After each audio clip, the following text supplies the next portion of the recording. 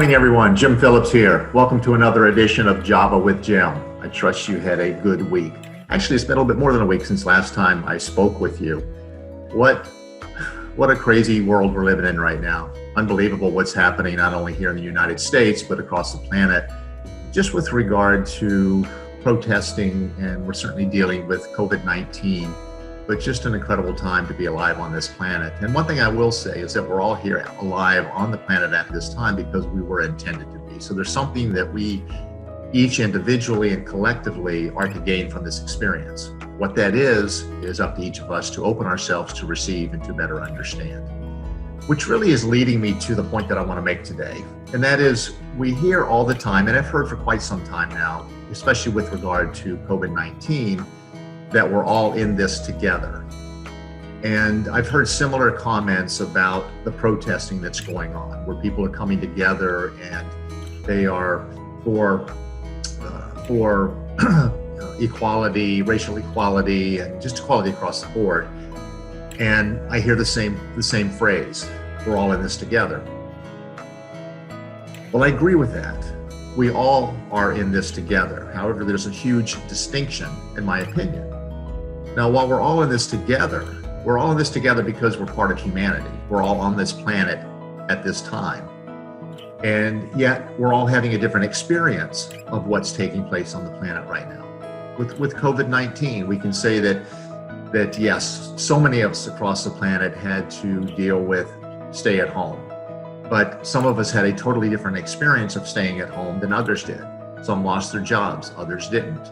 Some didn't have enough money or don't have enough money to pay for groceries and things of that nature, while others did, even though everyone was staying at home. So while we're in this together, the experience is not the same. And I think we need to recognize that. And I think that goes to the protesting that we're seeing now too, jumping from the COVID-19 to the protesting that we're seeing as a result of George Floyd's death, and people stepping up and speaking out against this injustice that we've been seeing and inequality that we've been seeing in the United States, but across the planet. And we can say that we're all in this. And yes, once again, we're all in this because we're all humanity. But yet the life experience of so many people is so different from others. And I just think that we need to recognize that we can say we're in this together as much as we want. But what I feel we need to do is we need to better understand, or understand to the degree that we can, what others are going through, what others have gone through, what others are currently, experiencing, and how their lives are perhaps different from the lives of other people. One of the things that I do in my work, and if someone asks me what it is that I do, quite frankly, I will say that I help people understand what's been misunderstood. And it doesn't mean that I have the answers. It just means that I am able to help them work through this process of getting to their truth. And I would say that that's where we are right now too with humanity. And as we look at the injustices that are happening across this planet, or the injustice that's happening across this planet, this is a time for us all to understand what we've misunderstood and to support one another in that.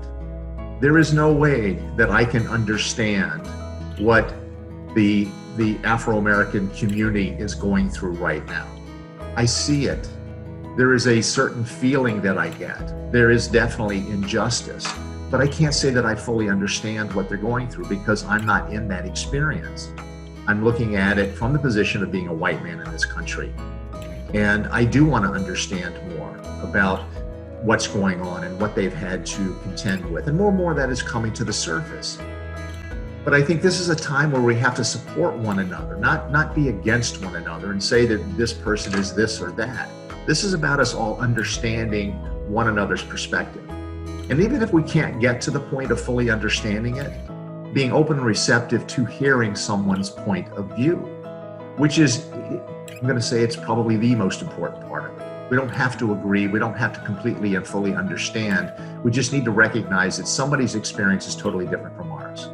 And here's just one last thing that I want to say before I close out this episode of Java with Jim, and that is that there is no one on this planet that can say they fully understand what another person is going through.